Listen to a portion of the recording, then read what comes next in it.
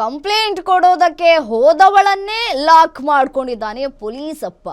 Complaint ಕೊಡೋದಕ್ಕೆ ಹೋಗಿ ಖಾಕಿ ಪ್ರೀತಿಯಲ್ಲಿ ಬಿದ್ದಿದ್ದಾಳೆ ಲೇಡಿ. ಬಸನವ ಬಾಗೇವಾಡಿ PSI ವಿರುದ್ಧ ಗಂಭೀರ ಆರೋಪ ಕೇಳಿ ಬರ್ತಾ ಇದೆ. ಅನುರಾಧ ಎಂಬಾಕೆಯ ಜೊತೆ PSI ಮನೋಹರ್ ಅಕ್ರಮ ಸಂಬಂಧವನ್ನ ಇಟ್ಕೊಂಡಿದ್ದಾರೆ.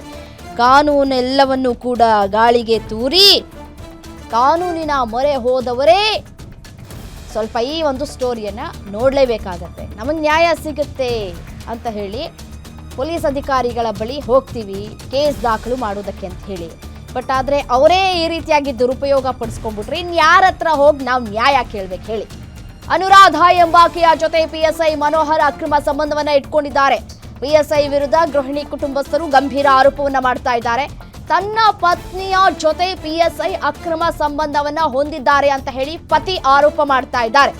ನೋಡಿ, 5 ವರ್ಷದ ಹಿಂದೆ ಆಲಮೇಲ ಠಾಣೆಯಲ್ಲಿ ASI ಆಗಿದ್ದಂತಹ ಮನೋಹರ್ ಆಗ ಕುಟುಂಬ ಕಲಹ ಹಿನ್ನೆಲೆ ದೂರನ್ನ ಕೊಡೋದಕ್ಕೆ ಹೋಗಿದ್ಲಂತೆ ಅನುರಾಧ. ಈ ಸಂದರ್ಭದಲ್ಲಿ ಮನೋಹರ ಹಾಗೂ ಈ ಅನುರಾಧ ನಡುವೆ ಲವ್ ಆಗ್ಬಿಟ್ಟಿದೆ. ಬೆಂಗಳೂರಿನಲ್ಲಿ ಖಾಸಗಿ ಕೆಲಸದಲ್ಲಿ ಇದ್ದಂತಹ ಭೀಮಾಶಂಕರ ಆಗ ಅಕ್ರಮ ಸಂಬಂಧ ವಿಚಾರ ಬಯಲಿಗೆ ಬಂದಿದೆ. ಬಳಿಕ ಅನುರಾಧ ಹಾಗೂ ಮಕ್ಕಳನ್ನ ಬಿಟ್ಟು ವಾಪಸ್ ಆಲ್ಮೇಲಕ್ಕೆ ಬಂದಿರುವಂತಹ ಈ ಭೀಮಾಶಂಕರ ಬಳಿಕ ಪುತ್ರನಿಂದ ಭೀಮಾಶಂಕರ್ಗೆ ಕರೆ ಕೂಡ ಮಾಡಲಾಗಿದೆ. ಮನೋಹರ್ ಅನುರಾಧ ತನಗೆ ಕಿರುಕುಳವನ್ನ ಕೊಡ್ತಾ ಇದ್ದಾರೆ, ಕರೆದುಕೊಂಡು ಹೋಗಿ ಅಂತ ಹೇಳಿ ಕರೆಯನ್ನ ಮಾಡಲಾಗಿದೆ. ಸದ್ಯ ಮನೋಹರ್ ಜೊತೆಗೆ ಅನುರಾಧ ಇದ್ದು PSI ತಮ್ಮ ಕುಟುಂಬಕ್ಕೆ ಕಿರುಕುಳವನ್ನ ನೀಡ್ತಾ ಇರುವಂತಹ ಆರೋಪವನ್ನ ಮಾಡ್ತಾ ಇದ್ದಾರೆ ಭೀಮಾಶಂಕರ.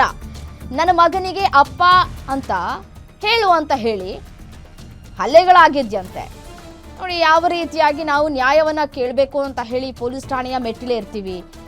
ಮನೆಯಲ್ಲಿ ಕಿರುಕುಳ ಆಗ್ತಾ ಇದೆ, ಈ ರೀತಿಯಾಗಿ ಸಮಸ್ಯೆಗಳಾಗ್ತಾ ಇದೆ ಅಂತ ಹೇಳಿ ಪೊಲೀಸವರ ಬಳಿ ಹೋದರೆ ಅವ್ರನ್ನೇ ಪಟಾಯಿಸ್ಕೊಂಬಿಟ್ಟವ್ರೆ ಪೊಲೀಸಪ್ಪ. ಇನ್ನೆಲ್ಲಿ ನ್ಯಾಯ ಸಿಗುತ್ತೆ ಅಂತ ಹೇಳಿ ಪೊಲೀಸ್ ಅಧಿಕಾರಿಗಳ ಮುಂದೆ ಹೋಗಿ ಕೇಳ್ಕೊಂಡಂತಹ ಸಂದರ್ಭದಲ್ಲಿ ದೌರ್ಜನ್ಯ ಮಾಡೋದು ಅಥವಾ ಅವ್ರ ಮೇಲೆ ಕೇಸ್ ಹಾಕ್ತೀನಿ ಅಂತ ಹೇಳಿ ಹೆದರಿಸ್ ಕಳಿಸೋದು, ಈ ರೀತಿಯಾದಂತಹ ಪ್ರಕರಣಗಳು ನಾವು ಈ ಹಿಂದೆ ಬಹಳ ನೋಡಿದ್ದೇವೆ. ಸೊ ಇದು ಕೂಡ ಮತ್ತೊಂದು ಲಿಸ್ಟಿಗೆ ಸೇರ್ಕೊಳ್ತಾ ಇದೆ. PSI ವಿರುದ್ಧ ಗೃಹಿಣಿ ಕುಟುಂಬಸ್ಥರು ಈಗ ಆರೋಪ ಮಾಡ್ತಾ ಇದ್ದಾರೆ.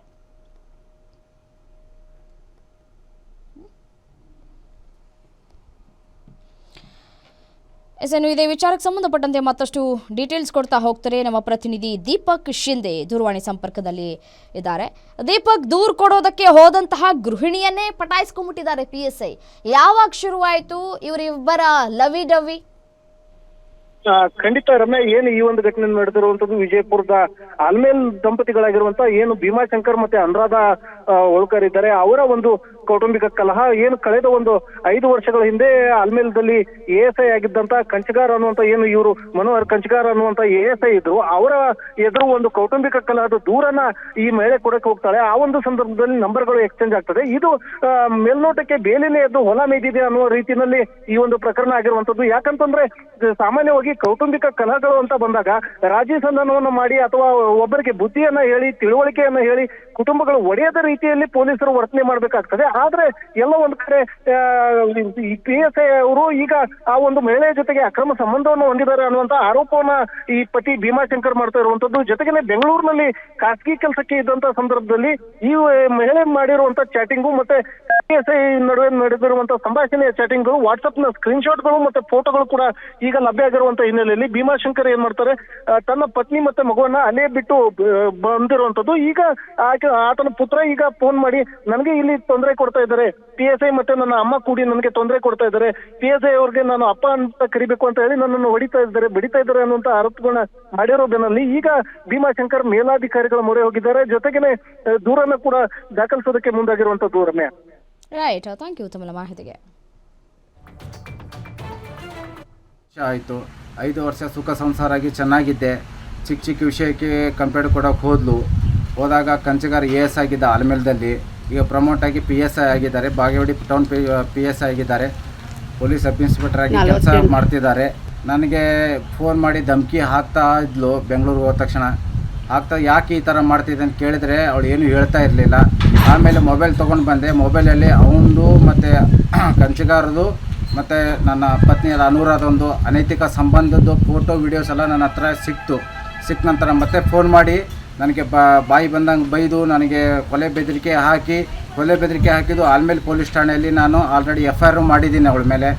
ಮತ್ತು ನನಗೆ ನ್ಯಾಯ ಎಲ್ಲಿ ಸಿಗಲಿಲ್ಲ ಅಂತೇಳಿ ನಾನು ಈ ಮಾಧ್ಯಮ ಮಿತ್ರರಿಗೆ ಹತ್ರ ನಾನು ಕೇಳ್ಕೊತಿದ್ದೀನಿ, ನ್ಯಾಯ ಇಸ್ಕೊಡಿ ಅಂತೇಳಿ ನಿಮ್ಮನ್ನು ಬೇಡ್ಕೊತಾ ಇದ್ದೀನಿ. ನಂದು ಮದುವೆ ಆಗಿ